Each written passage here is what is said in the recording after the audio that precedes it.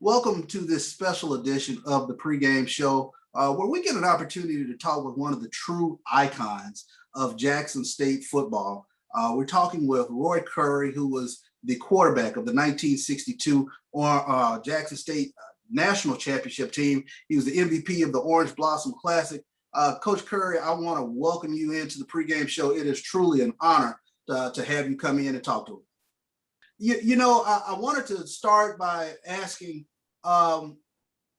in quite a few HBCU circles, you played for one of the most iconic coaches.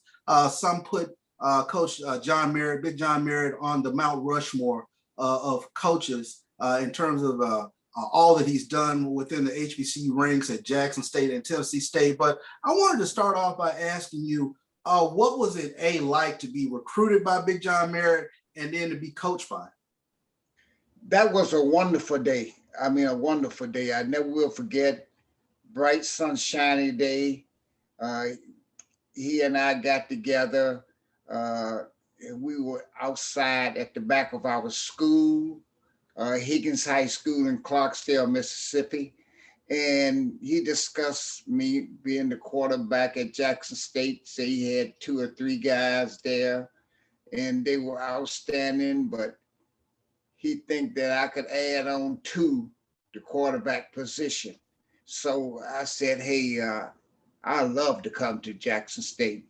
Matter of fact, I had a friend there at the time had played with me and named Albert Jackson. And of course, it was just like going home being with Al. So I told him I'd be willing to sign, the national letter of intent, and I'm ready to go. No doubt. He brought a couple of other Higgins High teammates with you as well to Jackson State, one who would later become Jackson State's future head coach. Yeah, we used to call James Carson Big Bunny Pooh. And of course, James was outstanding. He was our guard, right guard. And also we brought another big tackle by the name of Ed Holmes.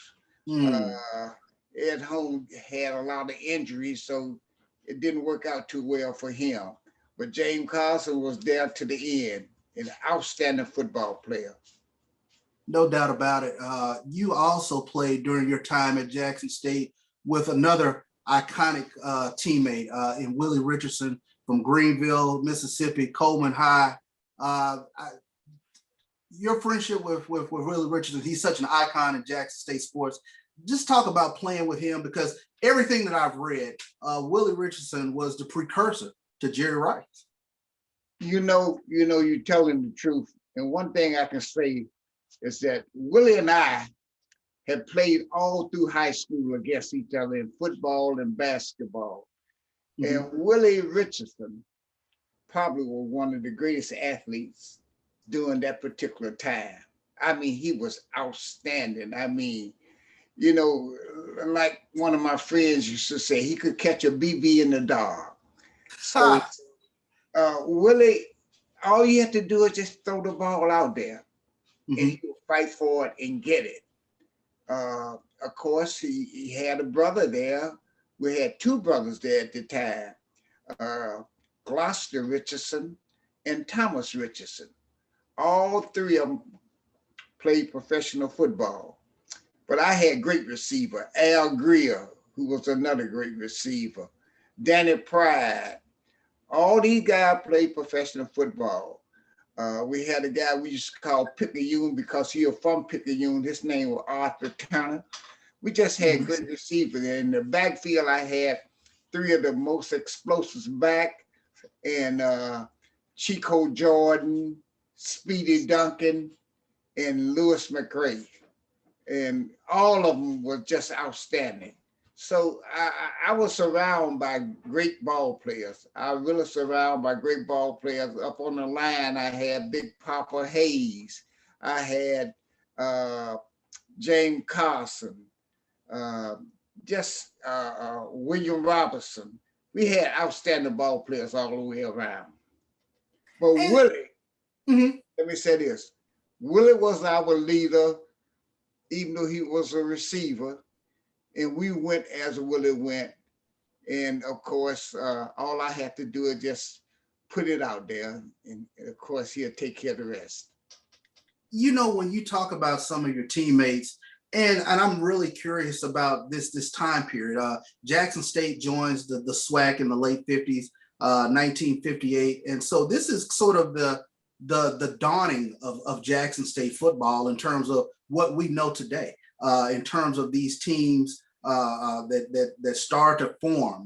1960, I believe you go 6-4, but things take off. 1961, 1962, during that 2 years time period, you go 19-3, and you play for this Orange Blossom Classic 61 and 62. But just talk a little bit about the SWAC in general around this time period in terms of the talent, because some people call this late 50s going into the 60s sort of the golden age of HBCU football. Charles, I'm glad you said that. We had to go up against some of the most outstanding teams of all time. I mean, we were loaded with talent. When I say loaded with talent in the Southwest Conference, it was just unbelievable. Prairie View had outstanding talent at that particular time. Grambling had outstanding talent. Southern University had outstanding talent. Everybody in that conference was just loaded. And some of the names that, you go back to Big Buck Buchanan, Big Allen Ladd for Grambling. You go to Ghost Robertson from Grambling. You go to Tombstone Jackson from Southern University. Of course, it was some great running backs at Prairie View at that particular time. It was just outstanding talent all the way around. That's awesome. That's awesome to hear. And just to understand, where you guys were within this pantheon of college football, the best of the best were playing in the Southwestern Athletic Conference. In a lot of ways, what we see now in the Southeastern Conference, you could very well say that was what the Southwestern Athletic Conference looked like in the late 50s, early 60s. From top to bottom, Arkansas, Pine Bluff at that time had great talent. Of course, Alcorn always was a rivalry, and they had great talent. Mississippi Valley had great talent. It was just unbelievable, the teams. And then we played teams out of the conference, such as Tennessee State. Oh man, those were some tough games when we played Tennessee State. I never will forget, I was telling my wife just the other day, we went up to play Tennessee State my freshman year. And of course, the great Ray Charles were playing in the little garden. That's what they call the gym up there at Tennessee State, the little garden. And he was playing the record. He was singing the record, Hit the Road Jack. And it reminded me of when we used to come on the field at Jackson State. The band would play I Can't Stop Loving You.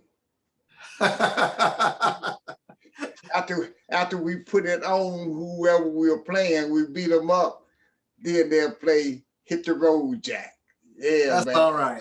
Those were great days, man. Great days. Alumni Stadium will have about 6,000 or 7,000 people in the stand, and about 3,000 standing around the fences and on the grounds outside. But it was wonderful times back in those days. Wonderful. And that's a very interesting point that you bring up, because, and I say the dawning of the modern day of Jackson State football in terms of the community of Jackson galvanizing around Jackson State University and Jackson State football, kind of prior to this 1961 season. Attendance at Jackson State wasn't what it became. And then you talk about during this time period, it becomes the show to be at, standing room only, if you will. And you guys brought the show. Oh, we were a show. We were the greatest show on turf back in those days. Everybody wants to see Willie. And of course, if you could bring yourself along, they enjoy seeing you too.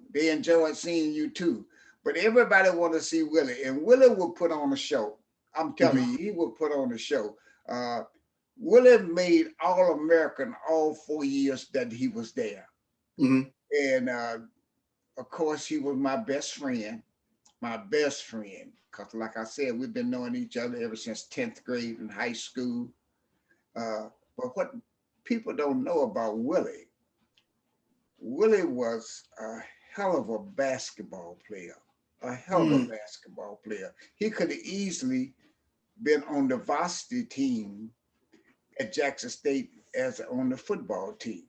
Sure. But we were just good friends, and man, Lord have mercy, could he catch that ball?